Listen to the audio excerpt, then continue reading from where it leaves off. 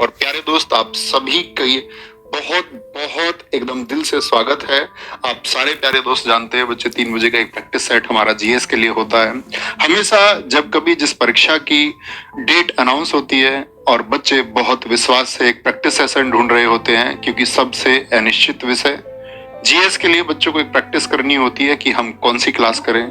No doubt शायद आप लोग इससे बहुत सारे छात्र पहले से जुड़े रहे होंगे। आप भरोसा करते होंगे कि यह क्लास आपकी परीक्षा के लिए कितनी प्रभावी होती है। जैसा कि हमारे सामने एक टारगेट आ चुका है दोस्त कि एसएससी जीडी का एग्जाम है, और एसएससी जीडी के एग्जाम के लिए जीएस हम कहां से करें। मैं हमेशा दोस्तों को वादा करता हूं कि आप चाहे कुछ करें ना करें, जीएस में 3 बजे का प्रैक्टिस सेट कर लो और मन से और शिद्दत से कर लो। और जब तक या जितने टारगेट के साथ में, अब मैं बताऊं कि टारगेट कितना रहेगा इस सेट का, पहले मैं आप लोगों को बच्चे, क्योंकि तैयारी करने से पहले आपको पता होना चाहिए, जिसको अगर हम लोग तैयारी कर रहे हैं आपका एसएससी जीडी जो कि 2024 में एग्जाम होगा, इसके लिए दोस्त मैं आपको सबसे पहले ये गाइड कर दूं कि आप लोगों को तैयार क्या करना है, या अब तक क्या महत्वपूर्ण था, या आगे आके क्या महत्वपूर्ण होने वाला है। अगर मैं सब्जेक्ट वाइज रेशियो की बात करूं दोस्त आपसे, सब्जेक्ट वाइज रेशियो जो प्लस माइनस हो सकता है, यानी कि वो आपका कम या ज्यादा हो सकता है परीक्षा में, यानी प्रश्नों की संख्या कम या ज्यादा हो सकती है, क्योंकि आयोग कभी भी प्रश्नों की संख्या निश्चित नहीं करता है, आपको विषय बताता है। सबसे ज्यादा वेटेज जो रहता है आपके एग्जाम में वो रहता है स्टैटिक जीके का। स्टैटिक जीके की मैं अगर बात करता हूं दोस्त, क्योंकि आप सबको पता होना चाहिए जीके और जीएस में आपका टोटल या करंट अफेयर्स को मिलाकर टोटल आपका 20 क्वेश्चन होने हैं। जीएस में आपके कुल 20 क्वेश्चन आएंगे। उन 20 क्वेश्चन में से स्टैटिक जीके का अगर आप देखें, अभी 2022 में जो एग्जाम हुआ उसमें रेशियो आप लोग पाएंगे कि जी आपका 8 क्वेश्चन, 9 क्वेश्चन, 10 इवन 12 क्वेश्चन तक एसएससी जीडी में पूछे गए स्टैटिक जीके से। तो आप इसको आधार मान के चलना 8 क्वेश्चन का, ठीक है, 8 क्वेश्चन का। फिर दूसरा वेटेज आता है आपका हिस्ट्री का। इसमें हिस्ट्री का वेटेज रहेगा आपका 2 से 3 क्वेश्चन, और फिर सबका लगभग उतना ही होता है। जैसे हिस्ट्री के बाद में आपका पॉलिटी का रेशियो आता है, इतने ही क्वेश्चन रहते हैं आपका 2 से 3 क्वेश्चन, 2 से 3 क्वेश्चन आपका। फिर ज्योग्राफी आएगा आपका। आज के टाइम में आप देखोगे ज्योग्राफी और इकोनॉमिक्स, ठीक है, इन दोनों का वेटेज कम हुआ है, यानी कि आपका आप 2 क्वेश्चन का आधार मान के चलना।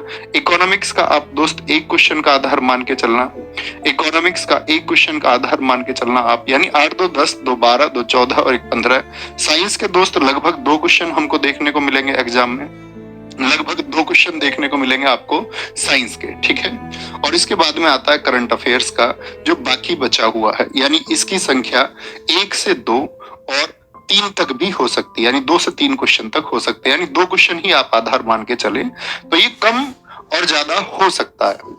प्रश्नों की संख्या परीक्षा में एक आध ऊपर नीचे हो सकती है, उससे ज्यादा परिवर्तन नहीं आएगा। पहली चीज तो ये कि सब्जेक्ट वाइज रेशियो हम कितना मान के चलें परीक्षा में।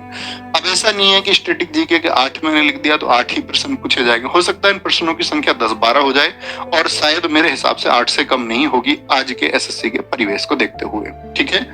अगर हम बात करते हैं मित्र, अब आते हैं बात प्रैक्टिस सेट पर। प्रैक्टिस सेट जो एक बार थम्स अप करें वो मित्र जिन्होंने इसको 2022 में किया, 2022 में जिन्होंने जीडी का एग्जाम दिया था। तो मैं आपको एक बात बता दूं दोस्त, अगर जो बच्चा सेलेक्टेड है, यानी जो बच्चा सेलेक्ट होगा उसकी बात हम करेंगे। आप भी इसी उम्मीद से आए होंगे कि आप भी सेलेक्ट होंगे। सिलेक्शन होने वाले बच्चों का स्कोर हिंदी में आप देखोगे 19 और 20, ठीक है। मैथ में उन बच्चों का स्कोर आपका 19 और 20, रीजनिंग में उनका स्कोर 19 और 20। और मित्र अगर मैं बात करूं तो यहाँ जीएस, आज एसएससी की मेरिट काफी ऊंची जा रही है, जीडी की मेरिट भी काफी अच्छी खासी गई, और बच्चों के रहने का कारण रहता है जीएस। जितने भी बच्चे सफल हुए, हालांकि हर अध्यापक, जैसे कि मैं भी तारीफ करने वाला हूं अपना, हर अध्यापक करेगा, लेकिन उसका सच में सच्चाई आप सब लोग जानते होंगे। 3 बजे का प्रैक्टिस सेट मित्र, इसी प्रैक्टिस सेट से आपका 15 या 15 प्लस क्वेश्चन एसएससी जीडी 2022 में देखने को मिले।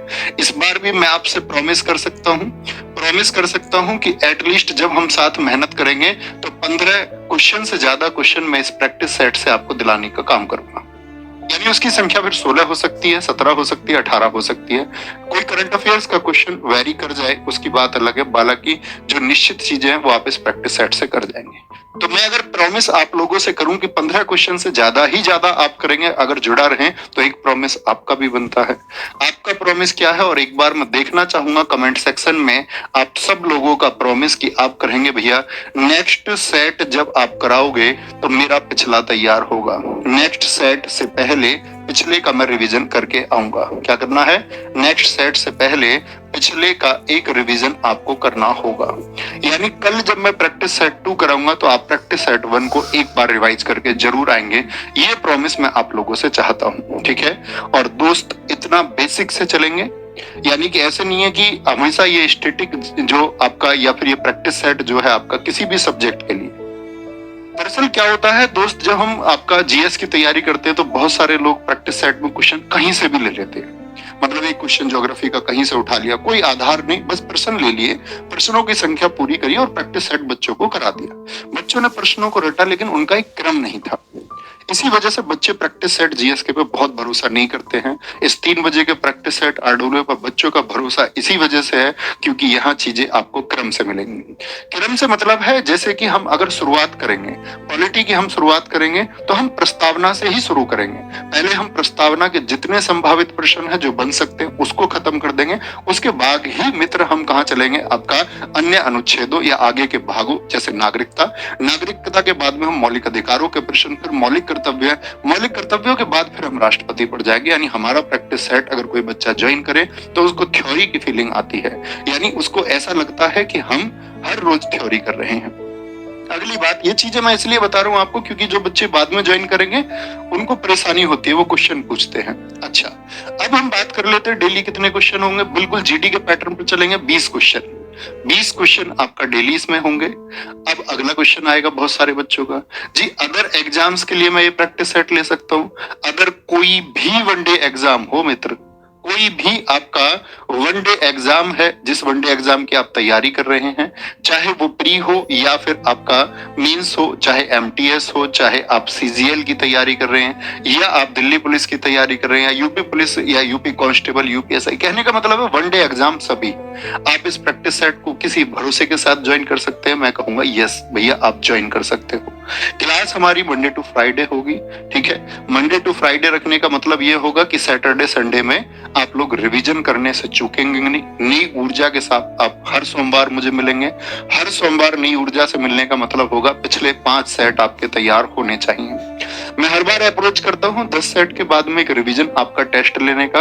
हर बार हम ऑब्जेक्टिव लेते हैं, इस बार हम इसको वन लाइनर करने जा रहे हैं। यानी कि आपका रिवीजन 10 सेट के बाद में वन लाइनर होगा। क्वेश्चन आपको लिखा मिलेगा, आपको सीधे उसका आंसर देना है, क्योंकि ऑप्शन देख के हमको कई बार याद आ जाता है, लेकिन वन लाइनर अप्रोच यानी कि आपको उत्तर देना ही होगा, यह देखकर कि इसका उत्तर क्या होगा। जो बच्चा शानदार रिवीजन करेगा सिर्फ वही बच्चा उत्तर दे पाएगा, पहली बात, ठीक है। अब बात आती है आपका सबसे महत्वपूर्ण जी नोट्स की।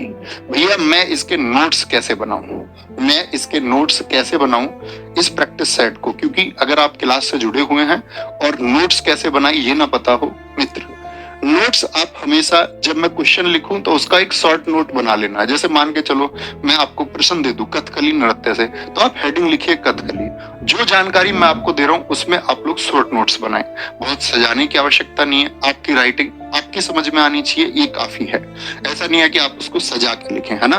कुछ बच्चों को लगता है कि ये जानकारी मैं स्क्रीनशॉट ले लूं, इसका स्क्रीनशॉट आप ले सकते हैं। अन्यथा जो बच्चे हाथ से नोट बनाएंगे यानी कि हैंड नोट्स अपने बनाएंगे वो शानदार बच्चे हैं, और अक्सर सफल होने वाले बच्चों का रेशियो भी वही होता है जो अपने अच्छे से नोट्स मेंटेन करते हैं। अक्सर बहुत सारे बच्चे जो लगातार स्क्रीनशॉट से, मेरे टच में बहुत सारे बच्चे हैं, वो उतना रिजल्ट कन्वर्ट नहीं कर पाते हैं जो स्क्रीनशॉट के माध्यम से पढ़ते हैं, क्योंकि बच्चे मस्तिष्क की क्षमता यही है कि मस्तिष्क की क्षमता आपकी क्या है कि वो आपको जो आप लोग हाथ से लिख रहे हैं, यानी कि जब तक आप उसको बोल के और हाथ से नहीं लिखेंगे, फिजिकल मेमोरीज, क्योंकि जब तक जीभ और हैंड यानी फिजिकल जो चीजें आपने हाथ से लिखी हैं वो अधिक देर तक स्थायी होती हैं। अब आती है अगली बात जी, अगला क्वेश्चन है जीएस को लंबे समय तक याद कैसे रखें। बड़ा प्रश्न है, बहुत सारे टॉपिक हैं, ठीक है, बहुत सारे टॉपिक मित्र ऐसे हैं जिन पर हम लोग क्लास में बात करते रहेंगे। मैं समय समय पर आपको गाइड करता रहूंगा। जीएस को लंबे समय तक कैसे याद रखें, आपको मैं प्रैक्टिस सेट कराऊंगा। आप नोट्स बना लेंगे अच्छे से। नोट्स बनाने के बाद मित्र आप क्या करेंगे, नोट्स बनाने के बाद में फिर आती है हमारी कौन सी टेक्निक, अपनी खुद की इजाद की हुई टेक्निक। ठीक है, ये कोई साइकोलॉजिकल या मनोवैज्ञानिक टेक्निक नहीं थी, इसको बच्चों को हमने देने का प्रयास किया। स्कैन टेक्निक ये है कि जो पढ़े, किसी एक टॉपिक से आपको मैंने कुछ जानकारी दी, आप एक बार अच्छे से पढ़ें, आंखें बंद कीजिए, आंखें बंद करके जो पढ़ा था उसको बोलने का प्रयास करो। ऐसा नहीं कि सारा क्लास बोलने लग जाओ, एक टॉपिक मात्र। जैसे मैंने अभी कहा आपसे, मैं आपको जानकारी देता हूं भारत के राष्ट्रपति के बारे में, आपने पढ़ा अच्छे से, उसके बाद बच्चे आंखें बंद करिए और ये मेमोराइज करिए, याद करने का प्रयास कीजिए आपने इसमें क्या पढ़ा था। विश्वास मानिए, अगर आप आंखें बंद करके ये बोल पाएंगे कि आपने क्या पढ़ा था, वो आपके लिए बहुत लंबे समय तक याद हो जाएगा। जो बच्चे नहीं करते थे ऐसा, आज ही से अप्लाई करना और कल मुझे बताना भैया इस स्कैन टेक्निक का बहुत फायदा हुआ। ठीक है, तो मित्र शुरू करेंगे आपका आज की कक्षा को, आज की इस क्लास को शुरू करेंगे। और एक बार बोल दो जबरदस्त तरीके से, जय हिंद जय भारत। और